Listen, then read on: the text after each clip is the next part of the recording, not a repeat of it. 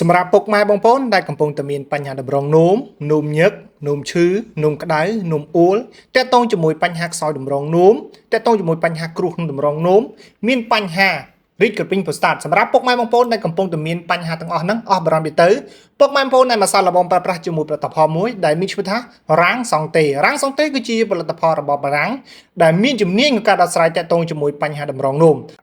សម្រាប់ពុកម៉ែបងប្អូនដែលកំពុងតែមានអាការៈបញ្ហាដូចជាអាសានោមញឹកនោមឈឺនោមក្តៅនោមអួលនោមសានោមស្រក់ទឹកនោមពពុះទឹកនោមខាប់ទឹកនោមមានក្លិននោមអលង្កកក្បាលនោមមានឈាម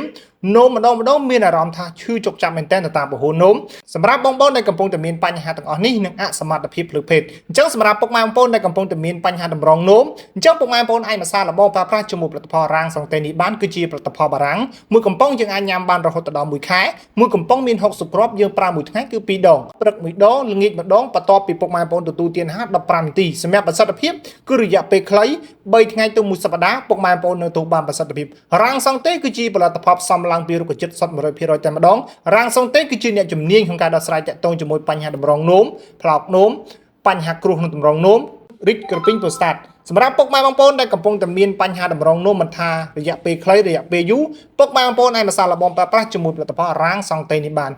ពុកម៉ែបងប្អូនប្រើប្រាស់រយៈពេលខ្លីពុកម៉ែបងប្អូនទទួលបានប្រសិទ្ធភាពសម្រាប់ពុកម៉ែបងប្អូនដែលកំពុងទស្សនាវីដេអូនេះបើសិនជាពុកម៉ែបងប្អូនមានចម្ងល់ចង់សាកសួរបន្ថែមតាក់ទងជាមួយផលិតផលនេះឬមកពុកម៉ែបងប្អូនចង់ទិញផលិតផលយកទៅប្រើប្រាស់អាចតាក់ទងបានតាមរយៈលេខទូរស័ព្ទនៅលើវីដេអូនេះ3ប្រព័ន្ធតែម្ដងឬមកពុកម៉ែបងប្អូនអាចឆាតចូល page